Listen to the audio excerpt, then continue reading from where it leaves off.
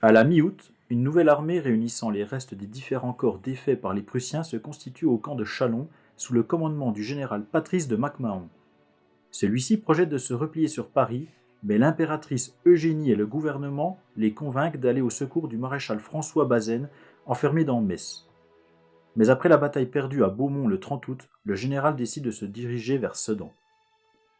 Entre-temps, à Belfort, la garnison a été renforcée par l'arrivée, vers la fin du mois, d'hommes venus de Haute-Saône, du Rhône, de Haute-Garonne, du Haut-Rhin. Ces hommes appartiennent à la garde nationale mobile, auxiliaire de l'armée active. Elle réunit des jeunes gens de 21 à 25 ans, mal équipés et peu entraînés. D'autres hommes sont des engagés volontaires désireux de se battre pour leur pays. C'est le cas de Marcel Poilet, 27 ans, commis d'agent de change à Paris. En août 1870, à la nouvelle des défaites de l'armée française, il décide avec 2 amis de s'engager. Il arrive à Belfort le 15 août, au soir, et y découvre un spectacle curieux. L'avenue de la Gare est remplie d'une foule grouillante de soldats débrayés, déambulant au travers d'un nombre considérable de boutiques foraines chargées de montagnes de saucissons à l'ail et de monceaux de fromage fondant au soleil. Il croise des soldats au visage ennuyés, inquiets, fatigués, qui ont déjà subi l'affront de la retraite. Après les formalités d'incorporation, il se voit remettre un pantalon de drap rouge. Bien rugueux, les godillots bien durs, la veste de corvée bien misérable. Sans oublier la capote qui avait certainement servi à plusieurs générations. Il est logé à la caserne de l'Espérance. Tout simplement un grenier immense et ouvert à tous les vents, avec le sol nu pour matelas. La journée commence par le passage des cantinières qui débitent l'eau-de-vie de Mar à un sou le verre.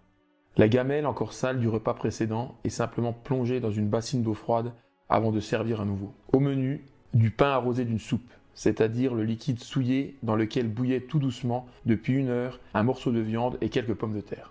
Marcel Poilet décide aussitôt de prendre ses repas en ville. Les premiers jours sont consacrés à la formation militaire. Au programme, exercice le matin, théorie, asticage des armes et du fourmillement l'après-midi. Vers 17h, les hommes sont libres, jusqu'à l'appel du soir.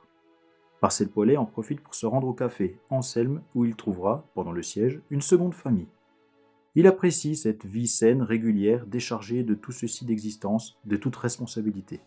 François-Joseph Thiault, lui, attend avec impatience d'entrer en action.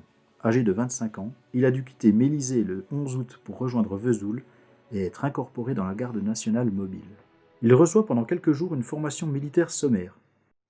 L'exercice, c'est assez risible. Aucun de nous n'en connaît le premier mot. On nous fait marcher au pas, nous exécutons les mouvements de tête droite, tête gauche, les avant-marches, etc.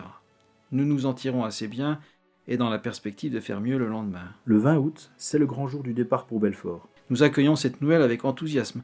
Le train s'ébranle et nous emporte au cri répété de « À Berlin !» Pour l'instant, il doit se contenter d'une écurie et d'un peu de paille pour dormir dans le quartier de la cavalerie, faubourg des ancêtres. Ces journées sont à nouveau consacrées à la formation militaire avec, à la place des fusils, qui arriveront quelques jours plus tard, de simples bâtons. Une vie de routine qui ne plaît pas à tout le monde. Réveil à 5h30.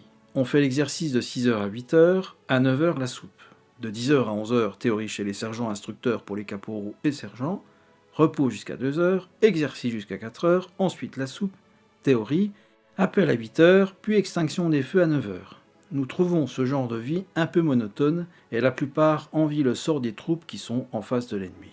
Vers la fin du mois d'août, les convois de munitions, de vivres, d'armements et de vêtements destinés à Strasbourg sont arrêtés à Belfort, car Strasbourg est assiégée. Cela permet de mieux équiper les soldats. C'est le cas d'Émile Gluck, mulhousien mobilisé dans la garde mobile. Les mobiles du Haut-Rhin ont été les premiers à être convenablement équipés. Le 4e bataillon, auquel j'ai l'honneur d'appartenir, offre en ce moment l'aspect d'une troupe sinon régulière, du moins en bonne voie de formation. Nous portons tous l'uniforme au complet.